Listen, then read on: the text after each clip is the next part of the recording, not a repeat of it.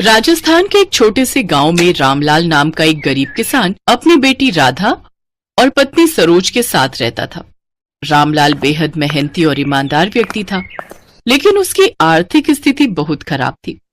उसकी सबसे बड़ी चिंता थी उसकी बेटी राधा की शादी, जिसके लिए उसके पास पर्याप्त धन नहीं था। हो आए चौधरी साहब के पास। कुछ बोले वो? मना कर दिया। बोले पहले वाला कर्जा नहीं चुकाया है, इसलिए और कर्जा नहीं देंगे। पता नहीं हमारी बेटी राधा की शादी के लिए पैसों का इंतजाम अब कैसे होगा। हर दिन मेरी चिंता बढ़ती जा रही है। लड़के वालों को भी ज्यादा दिनों तक टाल नहीं सकता।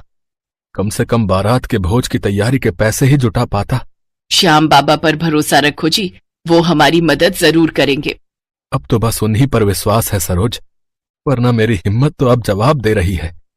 हे खाटू नरेश, आप तो हारे का सहारा हो। आपका भक्त हिम्मत हार रहा है, मेरी मदद करो श्याम जी। तभी रामलाल के मन में खाटू श्याम जी के दर्शनों की इच्छा हुई। सरोज, मैं सोच रहा हूं एक बार खाटू श्याम जी के दर्शन कराऊं। कहते हैं उनके दरबार से कोई भी भक्त खाली हाथ नहीं लौटता। हाँ, ये तो बहुत अच्छा विचार है।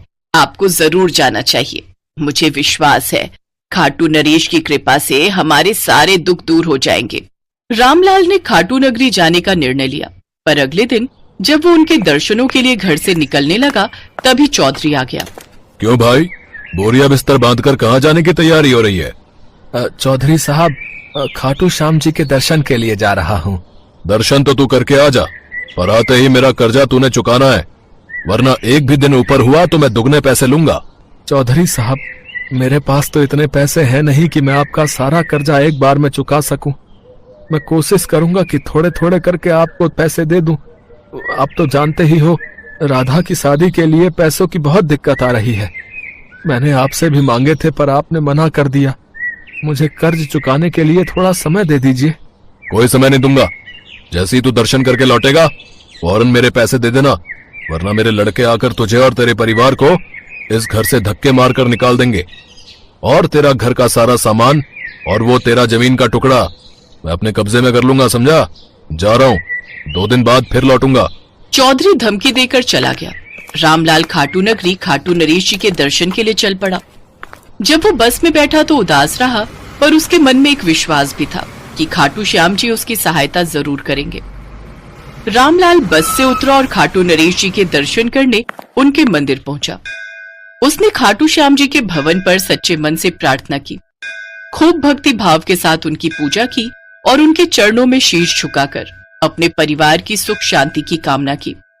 दर्शन करके जब रामलाल वापस आने के लिए बस स्टैंड जा रहा था, तभी रास्ते में सड़क के किनारे उसे एक सेठ मिला जो थोड़ी परेशानी की हालत में था। भाई, जरा सुनो, मुझे तुम्हारी मदद की जरूरत है। अचानक मेरी तबीयत खराब हो गई है। मैं यहीं का रहने वाला हूँ। यहाँ से थोड़ी दूर मेरी हवेली है। क्या तुम मुझे मेरी हवेली तक ले चलोगे? बहुत दिनों से खाटू नरेश के दर्शन नहीं किए थे। खाटू श्याम जी के दर्शनों के लिए ही निकला था। दवाई रख के लाना भूल गया। घर पर जाकर दवाई लूंगा तो तबीयत ठीक हो जाएगी। अब बहुत देर से इस रास्ते से किसी के निकलने की प्रतीक्षा कर रहा था, फिर तुम्हें देखा। अब तुम बहुत भले मानव लगे, इसलिए तुम्हें आवाज लगाई। जी जी जरूर, चलिए मैं आपकी मदद करता हूँ। रामलाल ने सेठ को सहारा दिया और उसे उसके घर तक पहुंचाया। बातों ही बातों में रामलाल ने अपना दुख सेठ को बताया। रामलाल, तुम बहुत अच्छे इंसान हो। तुमने मेरी मदद की है, अब मैं तुम्हारी मदद करना चाहता हूं। समझो, खाटू नरेश की यही इच्छा है कि मैं तुम्हारी मदद करूं।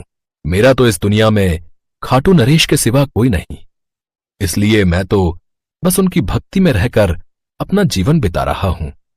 मेरे पास खाटू नरेश की कृपा से बहुत धन दौलत, जमीन जायदाद है, पर ना ही मेरी पत्नी है और ना ही मेरे बच्चे। इसलिए मैं इतनी सारी जायदाद और धन दौलत का क्या ही करूंगा। इसलिए मैंने विचार कर लिया है कि मैं तुम्हारी बेटी की शादी के लिए सभी खर्चों का इंतजाम करूंगा।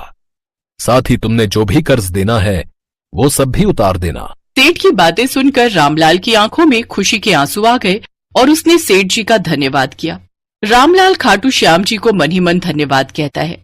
सेठ ने रामलाल की बहुत मदद की रामलाल ने चौधरी का कर्ज भी चुका दिया और धूमधाम से अपनी बेटी की शादी भी कर दी।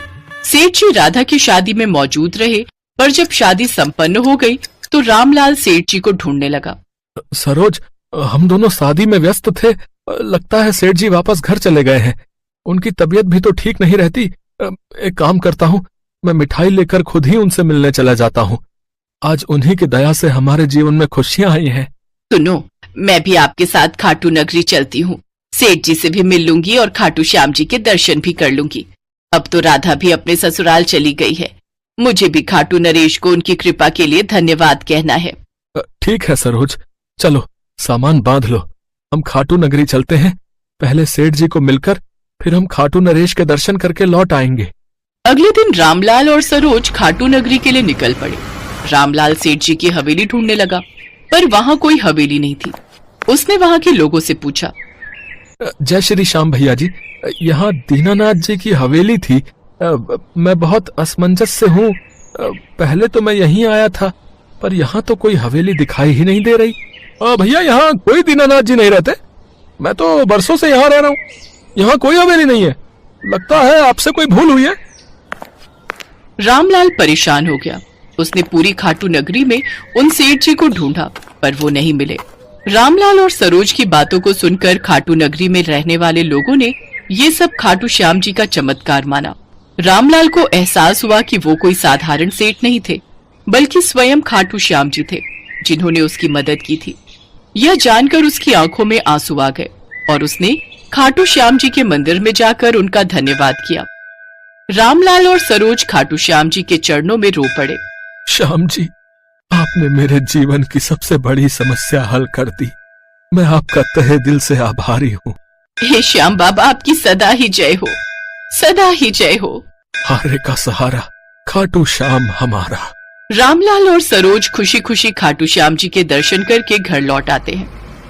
ये कहानी हमें सिखाती है कि सच्ची श्रद्धा और विश्वास से भगवान हर समस्या का समाधान कर सकते हैं।